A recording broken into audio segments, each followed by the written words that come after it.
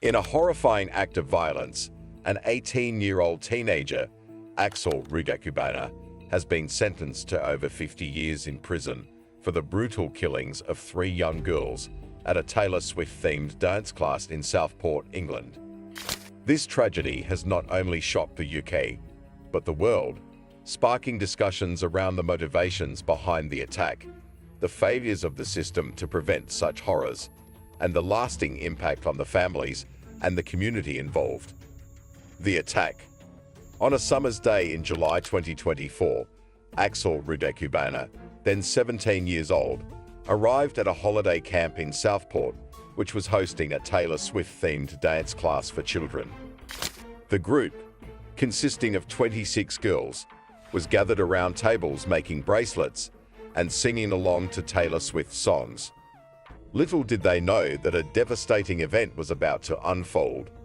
Rudakubana, armed with a large knife, barged into the venue and began his deadly assault on the children and their teacher. Within moments, screams echoed through the hall as the children ran outside in a panic, some of them already wounded. One girl, who managed to make it to the door, was dragged back inside and stabbed 32 times but survived. This attack was calculated, violent, and devastating.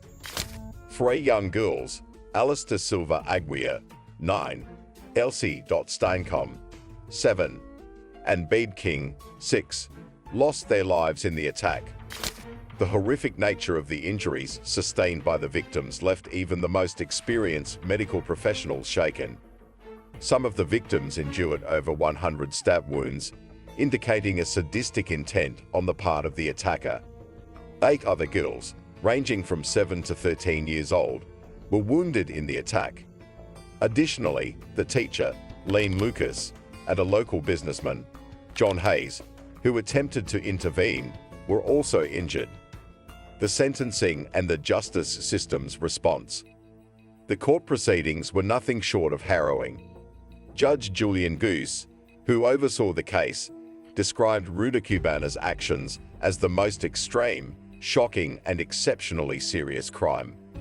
Despite the severity of the attack, Rudakubana, being under the age of 18 at the time of the killings, could not receive a life sentence without parole. However, the judge imposed a sentence of 52 years, minus the 6 months Rudakubana had already spent in custody before he could be considered for parole. Judge Goose also remarked that it was highly likely Rudakubana would never be released. The unsettling background of the killer. Axel Rudakubana's violent history and disturbing obsession with death and destruction had been evident long before the attack. Prosecutors revealed that he had been reported to the authorities multiple times due to his fascination with violence, genocide, and mass murder. In 2019, Rudakubana contacted a children's advice line asking, "What should I do if I want to kill somebody?" He had also brought a knife to school, claiming it was to kill a bully, and in a separate incident, attacked a fellow student with a hockey stick, for which he was convicted of assault. His obsession with violence extended beyond his actions. Rudakubana had been referred to the UK government's anti-extremism program, Prevent, at the age of 13 and 14. He was flagged for researching school shootings, uploading images of Libyan dictator Muammar Gaddafi, and for studying terrorist attacks like the 2005 London bombings. However, despite these red flags, authorities failed to intervene in a way that could have prevented the tragedy. Rudakubana's case exemplifies a massive systemic failure. The aftermath and emotional impact. The horrific attack not only left physical scars on the survivors, but also left deep emotional wounds that will last a lifetime. Lene Lucas, the dance teacher who survived the attack, spoke about the trauma of both being a victim and a witness to the violent killings.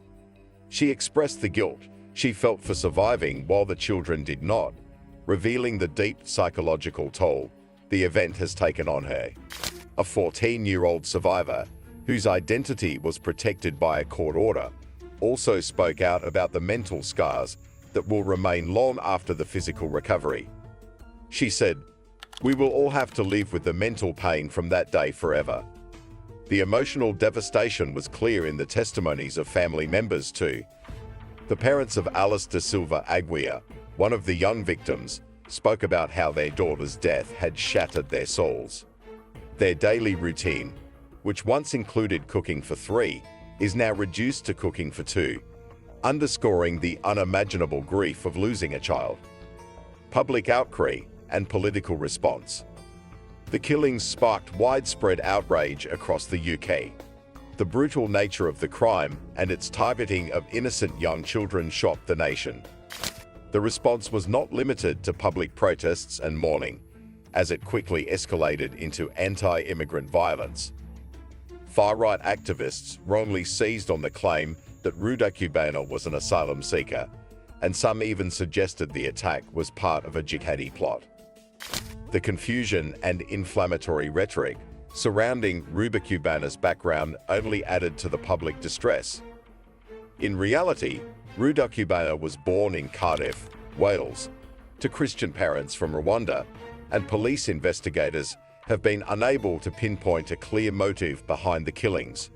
While they found disturbing documents on his devices related to Nazi Germany, the Rwandan genocide, and terrorism, there was no clear political or religious cause behind the attack.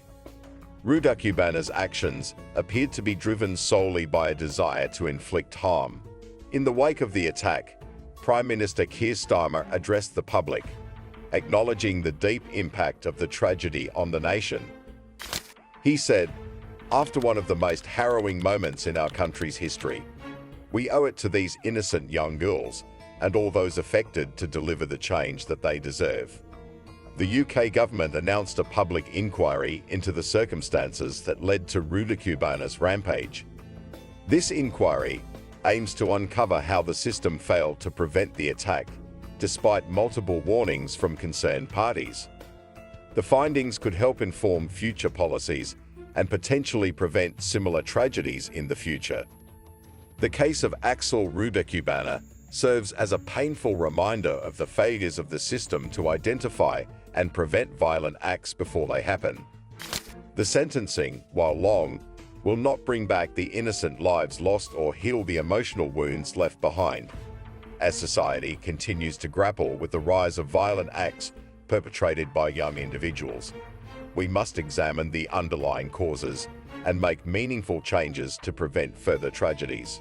The victims of this brutal attack, Alice, Elsie, and Beale, will forever be remembered.